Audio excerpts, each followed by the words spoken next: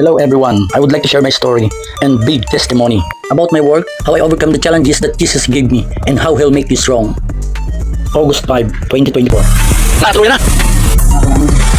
Ayun ang start. Ito ang yung mga unang araw ng magloko ang Backhoe PC-138. Bali, namatay siya sa operation at maraming lumabas na error code. That time ay ayaw niya na mag-start.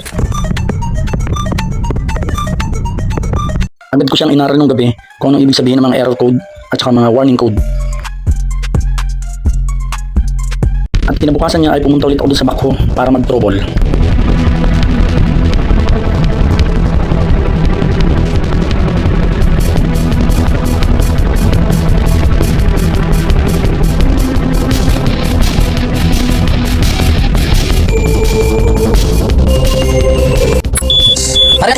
Ayos! At inumpisahan ko naman mag-trouble sa basic na pamamaraan ayon sa mga trouble code na aking pinag-aralan.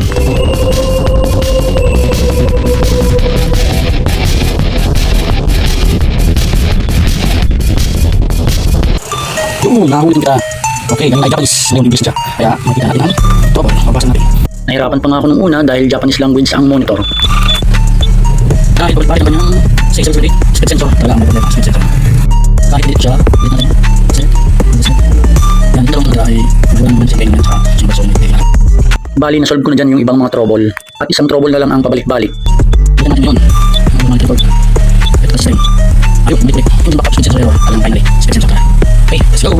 At hindi na nga ako nagkatubili na baklasin ang speed sensor. Speed sensor.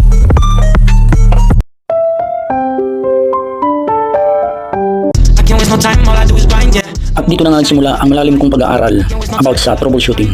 Kaunti pa lang ang kaalaman ko sa mga electronic units. Dahil mekaniko nga ako, kailangan ko rin matutunan ng pagiging isang technician. Dahil sa panahon ngayon ay halos upgraded na ang lahat ng mga unit, kahit ano pa mang mga sasakyan.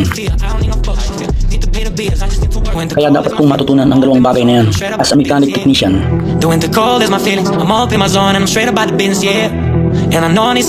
Kaya naman, aralin pa mo!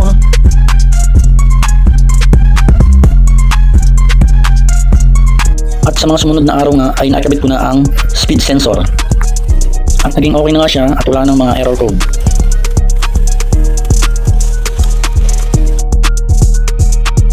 Here we go again. At saksam ang palad nga po ay nagka-problema ulit ang Backhoe. Bali isang araw lang ang lumipas at eto na ulit ako. Ang sabi nga ng operator ay lagi daw namamatay ang Backhoe. Eh ano pa nga ba? Eh di to the rescue. At ang nangyari nga ay nadali pala ang harness ng speed sensor ng fan belt. At dito na nga po nagsimula ang matinding problema. Palyado ng makina at namamatay siya. At ang matindi ay wala siyang error code. Kaya nagdesisyon ako na magtanggal ng injector at linisin. Kaso ang problema, wala nga pala akong injector calibration. Sige, subukan natin. At agad akong sumibat papuntang planta para linisin ang mga injector. Sa manumanong pamamaraan. At nag-check nga muna ako dito ng mga resistance ng injector.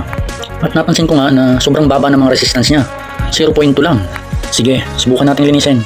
Baka magbago pa ang resistance niya. Sa mga ganitong pagkakataon, mas maganda talaga na meron kang sariling tools na pang-calibrate ng mga injector. Na pwede sa electronics at pwede rin sa manual. Kaso, wala kaya mano-mano na lang. At kahit sobrang stress, ay syempre, nagugutom din naman ako. Kaya guys, kain tayo!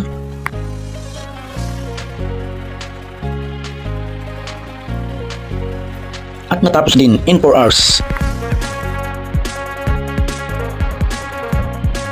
Sige, kabit na ulit natin. Bali pa 10 days ko na palang trouble to. At sinubukan ko nga kung magkakaya na. Bali naging 0.4 na ang resistance sa mga injector dito. Sobrang baba pa din. Dapat 0.8 standard. Sanggan. At sinubukan ko na nga ulit pindot-pindutin para makita kung may mga error code pa. Since wala naman, kaya akala ko okay na. Ganun pa man, ay kailangan ko pa rin i-cut out ang mga injectors.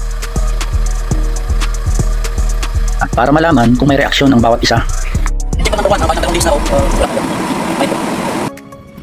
Kaya kinabukasan ay nag-decide na ako na dalhin sa calibration center para mapalitan ng solenoid ang injector number 1 at para maging mas accurate na rin ang kanyang standby pressure. At pinakalibrate ko na rin pati ang high pressure pump kasi may problema talaga namamatay ang Backhoe kapag nag-iinit na siya. At ayun nga, 21,500 ang binayaran. At kinabit ko na nga ulit ng mga injectors Kaso, ganun pa din. Mamatay pa din ang makina pag umiinit na. Pero wala na siyang palya. Kaya nag-decide naman ako na tanggalin ng ECU. At manghiram dun sa isa naming backhoe. Engine ECU at pump ECU. At sa kasamang palad nga ay wala pa rin nangyari. Sobrang stress na talaga ako. At patuloy lang ako nagtitiwala kay Lord. At dumating na nga sa point, wala nang tiwala sa akin ng mga taong nasa paligid ko. Bisor ko, ang boss ko, sa office, at sa mga taong hindi naniniwala na magagawa ko. Ganun pa man, ay nagpulit pa rin ako. Dahil naniniwala ako sa sarili ko na kaya ko at magagawa ko. Praise God. At ito na nga ang sinasabi ni Lord na tamang timing. Na kaya pala wala pang sagot ay pinapaganda niya pa pala ang testimony ko. Dahil sa kabila ng pangyayari, ay mas marami akong natutunan. Basta't nagtiwala lang tayo kay Lord God, hindi niya tayo bibiguin. Thank you, Lord. Super thank you talaga. Sobrang stress, pagod, umulan at tumaraw, at nagbunga din ang aking pagsusumikap. Wala siyang bibigay sa ating pagsubok na hindi natin kakayanin. At ito po ang isang patunay na napakabuti ng Diyos sa akin. Patuloy lang po tayong magtiwala sa Kanya at hindi niya tayo bibitawan.